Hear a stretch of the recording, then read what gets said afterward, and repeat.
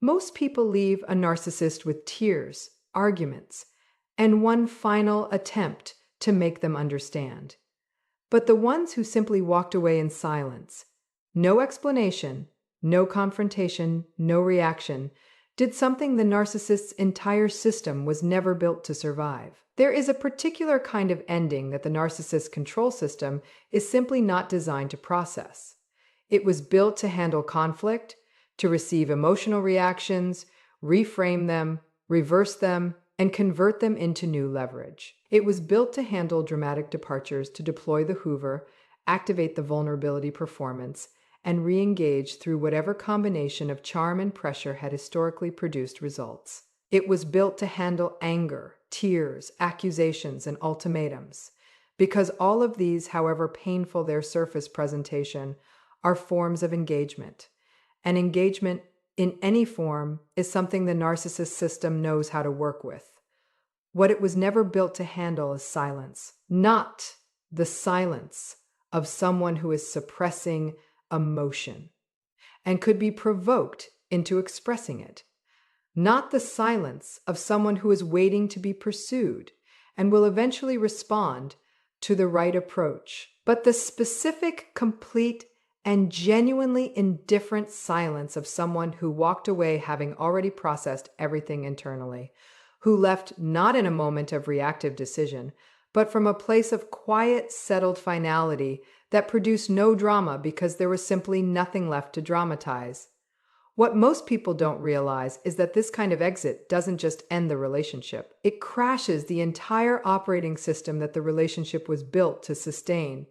Every mechanism the narcissist had developed for managing the dynamic, the reading of emotional responses, the calibration of approaches, the deployment of specific tactics at specific moments, requires a functioning target to operate on. Silence removes the target entirely, and a control system with nothing to control doesn't simply pause.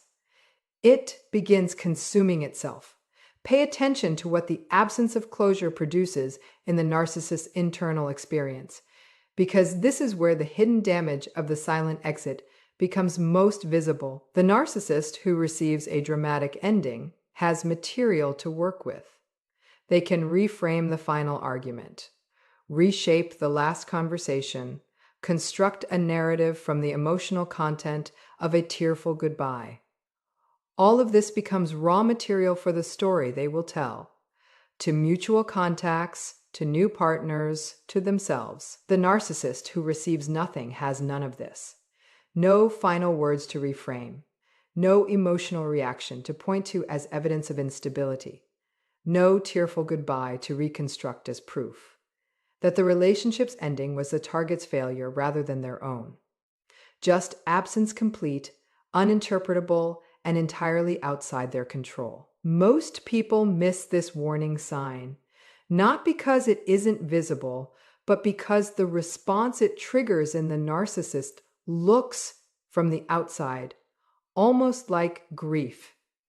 It isn't grief. It is a system encountering an input it was never programmed to receive. There is a power dynamic that exists in every relationship with a narcissistic personality that operates so consistently beneath the surface that most people inside it never fully identify it while they are there. The narcissist controls the emotional temperature. They determine when conflict escalates and when it de-escalates. They decide when warmth is available and when it is withheld. They manage the pacing of closeness and distance with a fluency that keeps the other person perpetually responding rather than initiating. And then someone walks away without a word. What most people don't realize is what that single act does to the power architecture that was so carefully maintained. The person who was always responding has become the person who acted. The person who was always managed has become unmanageable. The person who the narcissist believed they understood, whose emotional patterns were mapped, whose responses were predictable, whose behavior could be anticipated and prepared for, has done something that none of that mapping predicted. They left on their own terms quietly. Finally, and without asking for anything in return, this is the control reversal, and it registers in the narcissist's psychology not as a loss of a relationship, but as a loss of something more structurally fundamental, the certainty that they were the one who decided how things ended. Pay attention to what the unanswerable question does next, because it is relentless. Why did they leave exactly when they did? What was the final thing that shifted? Was there a specific moment that was missed? Could something have been done differently? These questions circle continuously, finding no landing point, because the silence that prompted them provides no material for answers. And for a personality that requires narrative control above almost everything else, an ending without answers is an ending without closure. That absence never fully heals. Fear is a sequence that unfolds in the narcissist's behavior immediately following a silent exit that is both predictable and remarkably revealing, because the urgency and the transparency of what it produces strips away the tactical sophistication that normally characterizes their approach to re-engagement. The Hoover that follows a silent exit is different from the Hoover that follows a dramatic one. And the difference is significant. When someone leaves with conflict, with tears, with a final confrontation, the narcissist has emotional data to work with. They know what the person was feeling at the moment of departure. They know which wounds were most raw, which arguments were most activating, which approaches produced the most visible emotional response, and they use this data to calibrate a re-engagement attempt that targets exactly the right emotional coordinates at exactly the right moment. What most people don't realize is that the silent exit removes all of this data simultaneously. There is no final emotional state to target. There is no identified wound to probe. There is no visible reaction to reverse, engineer into a re-entry strategy. And without this information, the Hoover that follows is not calibrated. It is desperate, cycling through approaches with an urgency and a lack of precision that reveals more clearly than anything the narcissist would ever consciously communicate how dependent their re-engagement system was on the emotional responsiveness that the silence withheld. Pay attention to what this desperation looks like in practice. Messages that shift tone within the same conversation, from casual to warm to confessional to accusatory, as the narcissist cycles through approaches without the feedback required to identify which one might work. Attempts that arrive too frequently, too intensely, with too little of the patience and strategic spacing that characterize their manipulation during the relationship. This is exactly what they want you to believe is passion.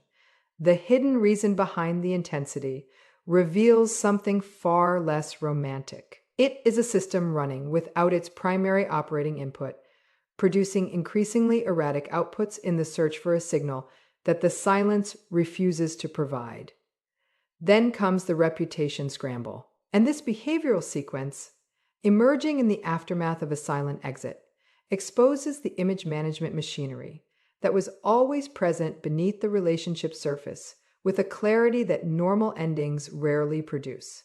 Most people miss this warning sign because the smear campaign that follows a silent exit looks, on the surface, identical to the one that follows any other kind of departure.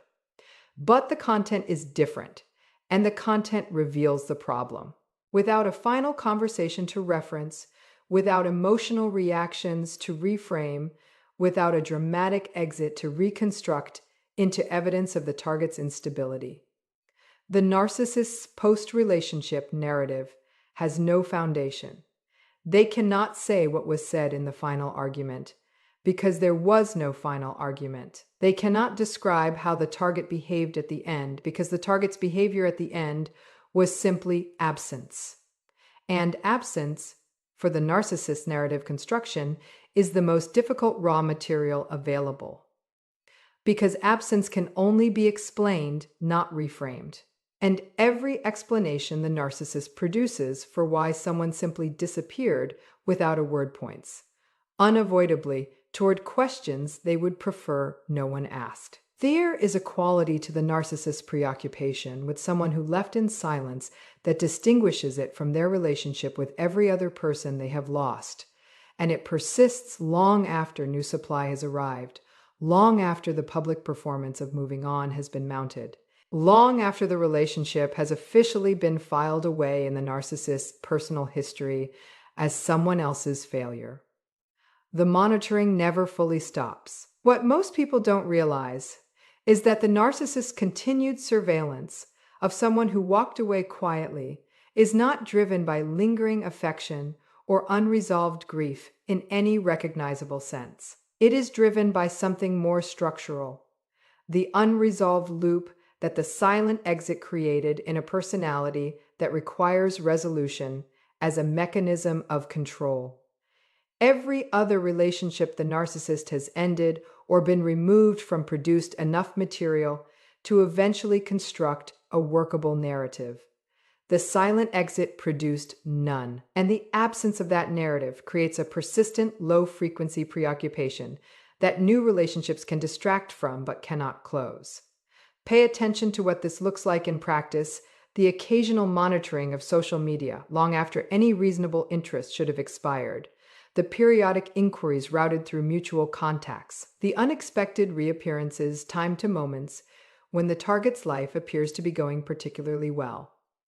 None of this is love. All of it is the unfinished loop, seeking a closing signal that the silence permanently withheld. Then comes the performance of indifference, and it is perhaps the most transparent behavioral production the narcissist will ever mount. Precisely because the speed and visibility of it communicates the opposite of its intended message. Most people miss this warning sign because the performance is convincing in its surface details. New relationship, public happiness, conspicuous thriving, but genuine indifference requires no audience. And everything the narcissist produces in the aftermath of a silent exit has one. There is a consequence of the silent exit that operates at a level most people never consider.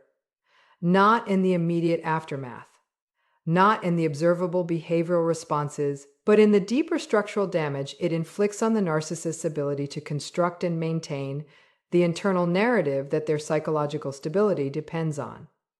The narrative collapses, and it cannot be rebuilt from the available material. What most people don't realize is that the narcissist's post-relationship narrative serves a function that extends far beyond social impression management. It is not simply about controlling what mutual contacts believe. It is about controlling what the narcissist themselves believes, constructing a version of events coherent enough, self-serving enough, and detailed enough to be inhabited as a stable explanation of what happened and why. Every element of this construction requires raw material that normal endings provide and silent exits withhold. The final argument provides quotes to reframe. The tearful goodbye provides emotional displays to reinterpret. The dramatic exit provides behavior to reconstruct as evidence of the target's instability or ingratitude. Silence provides none of this, and without raw material, the narrative cannot be built into something stable enough to live in comfortably. Pay attention to what this narrative collapse produces over time, because its effects extend into every subsequent relationship the narcissist enters. The unprocessed ending becomes a reference point that quietly shapes new dynamics. The behaviors it produced, the desperate hoovering, the reputation scramble, the obsessive monitoring, leave traces in the narcissist's approach to new partners. This is where the permanent psychological imprint reveals its full significance. The person who walked away in silence didn't simply leave. They left something behind, an unresolvable question embedded in the narcissist's psychology that new relationships will repeatedly brush against without ever fully answering.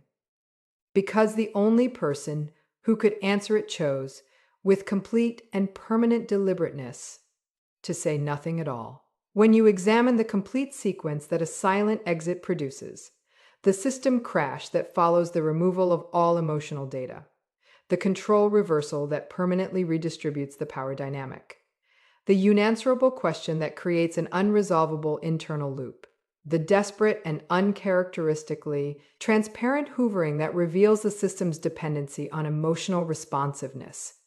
The reputation scramble that exposes the image management machinery without sufficient raw material to operate it. The obsessive monitoring that never fully terminates. The performance of indifference that communicates the opposite of its intended message.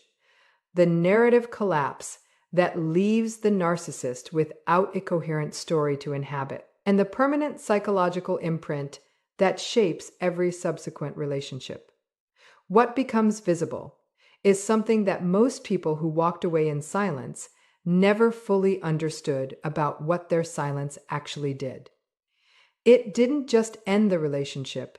It is the one condition the system has no protocol for surviving intact. Pay attention to what the narcissist's behavior revealed in the aftermath of that silence.